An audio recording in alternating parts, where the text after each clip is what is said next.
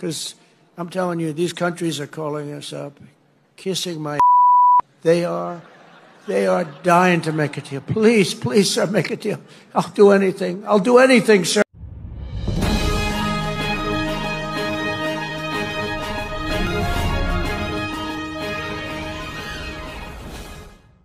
Mimpinya oke itu 8%, udah. Yang bantah bukan kita apa aja, yang bantah IMF itu. Cara nggak langsung IMF itu bantah, baru keluarin rilis Oktober tadi meramalkan ekonomi Indonesia itu sampai 2029 hanya paling tinggi tiap tahun tuh 5,07, bukan 5,1 loh. Ya, saya nyatakan bahwa secara perhitungan fiskal tidak mungkin menunjang apa yang mereka janjikan. Nggak mungkin, Pak.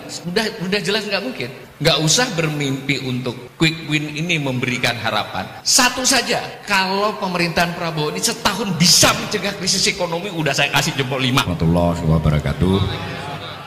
Sebagai pertanggungjawaban akademis, tolong nanti dibagi ke peserta. Saya sebetulnya menyiapkan PPT itu 17 slide. Tapi nggak usah ditayang untuk bukti bahwa omongan ini ada dasarnya gitu kan karena nanti satu slide ada 3-4 grafik itu. Prinsipnya adalah ada quick winnya ini agak beda nih Mas Refli. Quick win biasanya kan 100 hari, ini dikatakan setahun ya, banyak yang nggak begitu perhatikan, mereka bilangnya setahun. Kemudian quick win itu yang suka dibicarakan itu ada 7, hampir seluruhnya terkait ekonomi. Ada pendidikannya tapi yang ditekankan ekonominya. Yang paling monumental secara narasi adalah makan bergizi gratis. Nah, narasi itu begitu kuat ya, bahwa semula makan bergizi gratis itu waktu di kampanye kan lebih pada persoalan untuk gizi dan untuk pendidikan, tapi kesininya dikait-kaitkan dengan akan mengembangkan ekonomi. Makin kesini makin ini tuh contoh bahwa nanti seluruh logika programnya jadi begitu. Ketika makin kesini itu dieskalasi akan membangun ekonomi sedemikian rupa, tapi ternyata berasnya mau impor. Memang harus impor berasnya, nggak mungkin karena jumlah beras, produksi beras dengan konsumsi beras itu nggak imbang. Kemudian susu itu sudah pasti kita sudah impor, ada di slide semua itu. Kemudian mau diganti apa kan? Lalu bahkan yang aneh lagi itu ada rencana mau mengundang investor asing untuk nanti ikut mengelola. Dan terakhir kemarin saya sudah ditanya juga oleh Tempo itu mau mengimpor sapi perah, Bang Dula. Silakan saudara-saudara googling apa ada ekspor impor sapi perah yang signifikan di dunia ini. Ya kan nanti kalau dia diimpor emang mau keluar susunya di kapal. Jadi itu kalau ada ekspor impor sapi perah itu pasti bibitnya. Dan itu untuk kasus Indonesia juga belum dilakukan. Nanti karena banyak masalah kalau sapi pedaging diimpor, dia agak kurusan dikit digemukin kan bisa Pak Jenderal. Tapi kalau sapi perah kan belum tentu cocok. Jadi makin kesini makin dijelaskan makan bergizi gratis itu bisa-bisa dia jadi cost center, itu jadi biaya bukan jadi hasil. Nah itulah yang tergambar dari keseluruhan konstelasi program. Sekian banyak pembicaraan itu, yang kurang adalah mimpinya oke itu 8%, udah. Yang bantah bukan kita apa aja, yang bantah IMF itu. Cara nggak langsung IMF itu bantah, baru keluarin rilis Oktober tadi meramalkan ekonomi Indonesia itu sampai 2029 hanya paling tinggi tiap tahun tuh 5,07, bukan 5,1 loh. Nah itu jadi ya bagaimana caranya kan? Kemudian intinya mimpi-mimpi itu tidak berdasar pada tidak berdasar pada kondisi fiskal yang dimiliki. Jadi kalau orang itu boleh saja pengen bangun rumah, tadi udah contohnya benar banget tuh, pengen bangun rumah, pengen ini itu lah, tapi kalau duitnya nggak ada kita, karena kita benar-benar defisit ya. Jadi satu persoalan serius yang sedang dihadapi oleh pemerintah ini adalah nggak punya duit, Pak. Nah, lalu ada narasi mau ngambili dari yang ngemplang pajak. Yang ngemplang pajak itu totalnya Bang Dula itu kira-kira yang ingkrah itu 150 triliun. Tapi kemampuan untuk mengambil sepertiganya aja saya tidak yakin itu, karena itu bukan urusan sepele itu. Yang ngemplang 10-20 triliun itu mah berat. Dan kalau Pak berhasil, tahun depannya kan dia sudah nggak punya kemplangan lagi. Jadi sementara kebutuhannya itu, kalau ini sudah saya hitung kemarin, kalau semua omongan-omongan itu saya diskon sedikit, mereka butuh tambahan kurang lebih 500 triliun per tahun dibandingkan anggaran usually biasanya. Nah 500, lalu umpama berhasil mengefisienkan yang sudah ada sebelumnya, tapi jadi nggak mungkin ketika kementeriannya ditambah dengan eselon satunya ditambah, itu gimana ngempeskannya? Karena yang tidak bisa dikurangi itu namanya bunga utang, jumlahnya 550 triliun tahun 2025, lebih besar dari belanja pegawai, paling besar. Dan itu akan naik terus. Intinya nggak masuk akal secara fiskal untuk menjalankan apa yang dijanjikan itu. Ya, saya agak sedikit beda dengan Pak Jenderal karena saya belum pernah punya atasan, jadi boleh dong kritik siapa saja. Saya punya atasannya Allah dan guru saya Bang Dula. Selama benar secara akademis, ya saya nyatakan bahwa secara perhitungan fiskal tidak mungkin menunjang apa yang mereka janjikan itu. Nggak mungkin, Pak. Udah jelas nggak mungkin. Maka saya di situ di makalah itu kan sudah saya katakan, nggak usah bermimpi untuk quick win ini memberikan harapan. Satu saja, kalau pemerintahan Prabowo ini setahun bisa mencegah krisis ekonomi, udah saya kasih jempol 5. Karena secara teknis kita akan krisis. Jadi urusannya itu bukan mimpi kita mau kemana. Nah, salah satu di slide itu yang saya gambarkan ujungnya, selain soal teknis ekonomi, kita ini sedang pada proses ketahanan pangan yang menurun, Pak. Jadi skor ketahanan pangan kita 2022 itu 60,2 kata Global Food Security Index GFSI. Saya menduga di 2024 kita nanti akan 58-57 karena kan bisa dihitung komponennya itu. Dan itu turun 60,2 itu. Nah, kemudian ada lagi namanya Global Hunger Index. Ini semua apa ya, terkutip sebagai data-data yang dipakai seluruh dunia. Ya, indeks kelaparan itu kita nomor 77 dari 127, Pak. Di ASEAN kita hanya lebih baik dari 1 Timor Leste, 2 Laos. Kita lebih buruk dari semua negara Asia Tenggara lainnya. Apa komponennya? Komponen kelaparan yang paling utama itu adalah undernourishment, kan? Jadi prevalensi of undernourishment kita, ketidakcukupan pangan kita itu makin parah. Udahlah, dianggap nanti awal itu sukanya ngutip IMF, sukanya ngutip lembaga. Mari kita kutip BPS. Ternyata data BPS lebih buruk lagi. Hanya BPS tidak merilis. Maksudnya tidak merilis itu tidak jadi berita resmi, Pak. Harus ngutang-ngatik dokumen mereka. Jadi banyak yang tidak tahu selama 5 tahun terakhir ketidakcukupan prevalensi, ketidakcukupan pangan kita itu meningkat, Bang Dula. Jadi sekarang 8,53%. Bisa nggak kebayang? 8, itu kira-kira 24 juta. 24 juta orang Indonesia saat ini berdasarkan angka itu tidak cukup pangannya. Selain itu ada ukuran BPS namanya angka kecukupan gizi. Jadi saya pindah aja semua itu, ada argumennya di sana ya. Kita masuk ke sini, angka kecukupan gizi itu Permenkes 2100 kilokalori per hari, kemudian 57 gram untuk protein. Apa yang terjadi? Saya ekonom, jadi dibagi penduduk itu dibagi BPS 5 kelompok, 20 jadi kuintil 1 sampai kuintil 5, Pak. Jadi dibagi 5 kelompok. Kalau yang sini nggak tahu nih, saya masuk kuintil 1, Bang, agak dikit kuintil 1. Tadi termasuk kelas menengah yang turun, karena udah nggak diundang lagi kemarin gara-gara dukung Anies kan, nggak pernah diundang lagi saya kemana-mana. Sekali diundang sama Yani nggak ada honornya pasti sudah kan. Ya.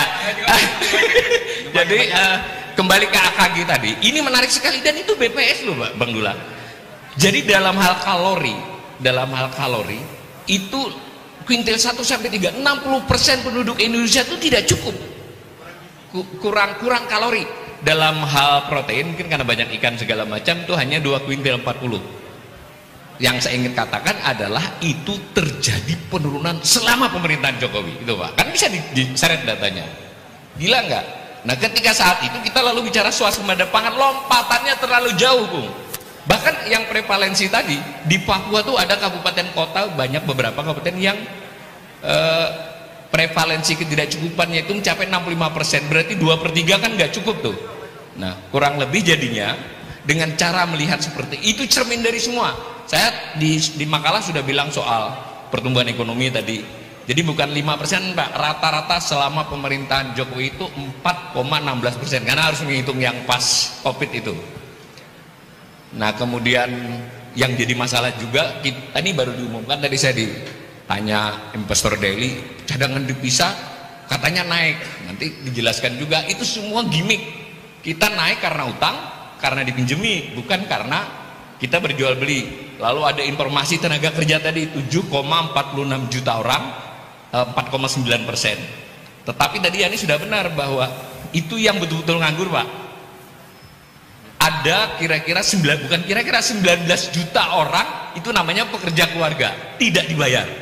Oleh BPS ditanya, saudara seminggu yang lalu kerja apa, membantu bapak ibu saya jaga warung, digaji nggak digaji. Itu definisinya bekerja. Berapa banyak orang yang ke pertanian, ke apa, jadi jumlahnya 19 tambah dengan 7,4 tadi. Lalu ada orang yang bekerja dengan berstatus berusaha sendiri, ya Gojek segala macam itu. Intinya sebenarnya pengangguran kita tuh kronis, bukan pengangguran terbukanya. Dengan cara melihat semua seperti itu, mestinya kalau saya jadi penasihat di pemerintahan Prabowo itu, kira-kira udahlah, nggak usah soal tumbuh 8%, nggak usah soal mau bangun ini bangun itu. Ini rakyatmu yang akan kelaparan jika krisis. Itu banyak sekali. Ini rakyat yang susah. Jadi ketika stunting selesai, wasting yang ada. Stunting itu tinggi badan dikaitkan dengan usia. Kalau wasting itu berat badan dikaitkan dengan tinggi badan.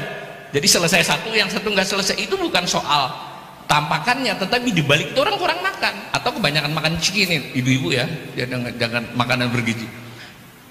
Supaya ringkas, apakah itu ada solusi? Ada, Pak. Sudah lama pakar punya solusi. Pertama itu memang kita harus mulai memikirkan diversifikasi makan. Ini mau buat cetak sawo, mau buat beras. Ngapain buat beras? Kenapa kita tidak memikirkan serius pemindahan ke umbi-umbian? Buah-buahan dan sayur kita masih produktif. Buah dan sayur itu bisa, tentu harus dengan gerak. Seandainya itu yang digambarkan, itu maka masalah ekonomi sebagian bisa terpecahkan. Intinya dari semua argumen ekonomi ini ujungnya adalah di sini. Saya tidak lagi mau bicara soal cadangan devisa di dalam forum ini, pertumbuhan ekonomi, pengangguran dan sebagainya. Saya ingin straight saja bahwa bangsa Indonesia 1-2 tahun ke depan terancam akan kekurangan pangan, kerawanan pangan, dan bisa kelaparan. Mungkin bukan yang di ruangan ini. Yang paling rawan adalah siapa coba? Separuh dari petani itu tingkat kerawanan pangan. Jadi kelompok yang paling rawan pangan itu petani, Pak. Separuh orang miskin Indonesia itu petani. Mungkin ini juga kritiknya buat Mas Sumi, karena ini ulang tahun Mas Sumi, saya pendukung Mas Sumi secara moral, bahwa masalah kita semua ini adalah kita tidak punya pemilih di petani, Pak. Mungkin juga mengulangi kesalahan kita di tahun 50-an itu. Jadi mungkin yang harus dipikirkan oleh gerakan-gerakan perubahan ini adalah, dan yang penyebab kemenangan pihak tertentu kemarin di Pilpres juga adalah pedesaan itu. Nah, ya kan ada kaitannya, orang nggak punya lapar itu. Maka kedepannya menurut saya mestinya pemerintahan Prabowo ini nggak usah mimpi lah. Ya mimpi boleh aja, tapi dilewati dulu 2025. Silakan catat ini. Menurut saya kalau mereka bisa mencegah krisis, memitigasi krisis 2025 aja secara ekonomi udah oke banget. Secara teoritis kita akan krisis, dan ini diperparah dengan dipilihnya Trump. Ya Trump ini nggak bisa ditebak, kira-kira begitu kalau menurut saya. Ya kelihatannya, kalau tadi ada yang nanya juga wartawan, ya kalau soal perdagangannya dia protektif, itu bisa diatasi semua. Yang nggak bisa diatasi tiba-tiba dia ngajak perang yang lain kan. Kalau udah perang urusannya kita yang kena imbas. Jadi saya tutup perayaan ini bahwa bangsa ini sekarang mestinya seoptimis apapun itu mesti kembali ke akar masalah, bahwa separuh dari penduduk kita itu masih bermasalah dengan makan. Di antara yang paling banyak bermasalah dengan makan dan kelaparan itu adalah petani, ya toh? Kemudian kebijakan apapun yang sedang dibicarakan ini tidak ada kaitannya dengan petani. Bahkan yang namanya makanan bergizi gratis itu mau impor, tidak menyertakan petani. Nah, dengan demikian Mas Sumi dan kita-kita semua ini harus mulai bersuara lebih keras, dan mungkin saya usul nih Mas Sumi, biar acara bersepuluh bertujuh di desa aja lah kita, Mas. Boleh ikutlah saya. asal dekat-dekat aja, jangan jauh-jauh. Kalau saya nggak mau ke Kalimantan lagi, enak di Jawa soalnya. Gitu ya. Mudah-mudahan selamat ulang tahun kepada Mas Umi. Kita tidak bisa menilai sesuatu itu dari jumlah orang, itu dari guru saya. Enggak. Sebenarnya ini juga harus kita ingatkan kepada diri kita semua ya, bahwa banyak godaan untuk soal biar menang, biar besar, biar apa. Nggak usah lah. Menurut saya kalau kita bisa komit terhadap nilai, terhadap perjuangan konsisten, menang kalah itu serahkan aja lah kepada Allah. Kalau memang sudah waktunya menang, dia menang. Mau kayak apa saja akan menang. Ini bukan, saya terus terang saja ke perimbangan, saya omongin ke Mas Anies, Mas, udahlah, kalau sampai ini nanti Allah akan beri jalan jadi presiden, jadilah, mau diapa-apain juga. Sama dengan Mas Umi ini menurut saya, boleh saja orang bilang Mas Umi ini suaranya sekian-sekian. Nah, tetapi siapa, kita tidak tahu ke depan. Karena itu saya saran nih, Mas Umi sudahlah, lebih keras saja suaranya, yang penting tahu koridor hukumnya kan. Buat saya ada Mas, enggak, yang ekonominya siapa di sini? Buat Pak Almijan ya, Dokter Almijan, tandem saya. Mari kita buat rilis kalau perlu tiap minggu. Saya ikut bantu lah. Gratis ya. Khusus Mas Umi gratis. Karena gak ada. Begitu, makasih. Itu bagian bercanda guru saya, teman saya, yakni Pak tokoh kita, Pak Jenderal. Makasih. Assalamualaikum warahmatullahi wabarakatuh. Waalaikumsalam warahmatullahi wabarakatuh.